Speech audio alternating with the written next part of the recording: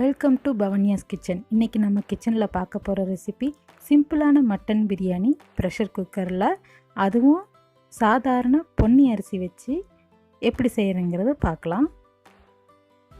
நான் இதுக்கு 1/2 kilo mutton எடுத்திருக்கேன், அதே போல் 1/2 கிலோ பொன்னி அரிசி. இப்போது நான் ப்ரெஷர் குக்கரில் வைக்கிறனால அதுலேயே தாளித்து விட போகிறேன். ஸ்டவ் ஆன் பண்ணிவிட்டு இப்போது 2 குழிக்கரண்டி கடல் எண்ணெய் யூஸ் பண்ணியிருக்கேன். எண்ணெய் காஞ்சதும் பட்டை, கிராம்பு, ஏலக்காய் எல்லாத்துலேயும் 4 நல்லா ஃப்ரை பண்ணணும். ஃப்ரை ஆனோன்னே 1/4 கிலோ வெங்காயம் கட் பண்ணி வச்சுருக்கேன், பெரிய வெங்காயம். நல்லா மிக்ஸ் பண்ணி விடுங்க. நல்லா இது அப்படியே டிரான்ஸ்பரண்ட்டாக ஆகி பாதியாக மாறிடும். நல்லா வதங்கணும், நல்லா ப்ரௌன் கலர் ஆகணும். நல்லா வதக்கி விடுங்க. இந்த ஸ்டேஜில் இப்போ நான் மிளகாத்தூள் 1/2 ஸ்பூன் போடுறேன், இது கலருக்காக. நல்லா மிக்ஸ் பண்ணி விட்டுட்டு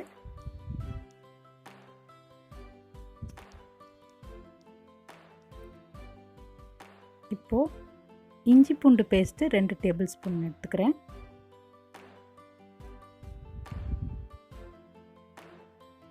இதையும் நல்லா மிக்ஸ் பண்ணி விடுங்க. இஞ்சி பூண்டு பேஸ்ட்டு போட்ட உடனே அடி பிடிக்கிற மாதிரி இருக்கும், மீடியம் ஃப்ளேமில் வச்சுக்கோங்க. அது நல்லா வதங்கினோன்னா அந்த எண்ணெய் பிரிஞ்சு வர்றது தெரியும். இந்த ஸ்டேஜில் தக்காளி 2 மீடியம் சைஸ் கட் பண்ணி வச்சுருக்கேன், அதை சேர்த்துக்கலாம்.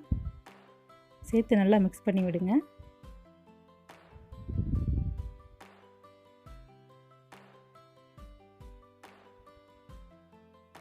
நல்லா மிக்ஸ் பண்ணணும், அப்படின்னா தான் அந்த கிரேவி நல்லா செட் ஆகும். இப்போது இது கூட 3 பெரிய பச்சை மிளகா கீறி வச்சுருக்கேன், அதையும் சேர்த்துக்கிறேன்.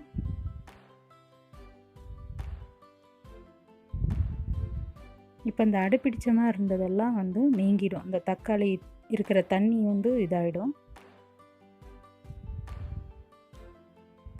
அந்த எண்ணெயெல்லாம் பிரிஞ்சு எவ்வளோ அழகாக வந்திருக்கு பாருங்கள். இப்போது 1/2 ஸ்பூன் கரம் மசாலா, ஒரு ஸ்பூன் மல்லித்தூள், 1/4 ஸ்பூன் மஞ்சள் தூள், இதையெல்லாம் சேர்த்துட்டு நல்லா மிக்ஸ் பண்ணி விடுங்க. இப்போ நல்லா மிக்ஸ் ஆகி வந்தோடனே மட்டன் 1/2 கிலோ எடுத்து வச்சுருக்கிறத சேர்த்திக்கலாம். மட்டனையும் நல்லா மிக்ஸ் பண்ணி விடுங்க. அந்த கிரேவி இருக்கிற உப்பு காரம் எல்லாமே மட்டனில் இறங்கணும். 1 நிமிஷம் அந்த எண்ணெயில் வதங்கணும் அந்த மட்டன். உடனே எல்லாம் தண்ணி ஊற்றிடக்கூடாது, இது அப்படியே சுண்டி பாதி ஆகிடும் மட்டன் பீசஸ்.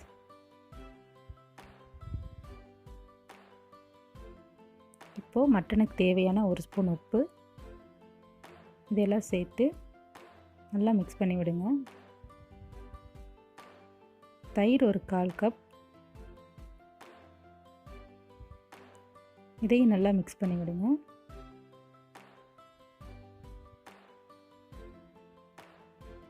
இது கிரேவி மாதிரி ஆன உடனே 1 கை புதினா இலை, 1 கை மல்லி இலை நல்லா சாப் பண்ணி இதில் ஆட் பண்ணிக்கோங்க.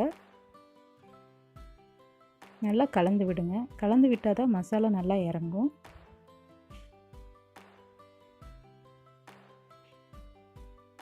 நல்லா கொதிச்சு அந்த கிரேவி மாதிரி பபிள்ஸ் எல்லாம் நல்லா கொதிச்சு வரும். இப்போ மட்டனுக்கு தேவையான தண்ணி, நான் இப்போ அரிசி கலந்து வச்சுருக்கிற தண்ணியவே ஃபுல்லாகவே ஊற்ற போகிறேன். மட்டன் நல்லா விசில் விட்டு வேக வைக்கணும். தண்ணி ஊற்றிட்டு தேவையான அளவு உப்பு சேர்த்துக்கோங்க. சேர்த்து லேசாக அப்படியே கொதி வந்த உடனே நம்ம பேனை மூடி விசில் வச்சிடலாம். இப்போ 2 விசில் விட்டுருக்கேன் நான்.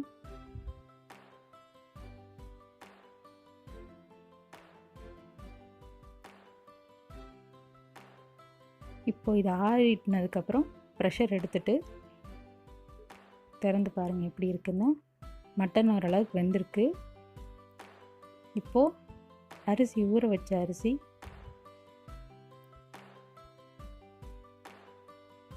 எல்லாம் உள்ள ஆட் பண்ணிவிட்டு நல்லா மிக்ஸ் பண்ணி விட்டுடலாம். நம்ம அரிசியும் மட்டனும் ஒன்றா வச்சோம்னா மட்டன் வேகாது குக்கரில். அதனால் ஏற்கனவே 2 விசில் விட்டு எடுத்திருக்கேன். இப்போ அரிசியும் சேர்த்துட்டு நம்ம 2 விசில் விட்டுக்கலாம்.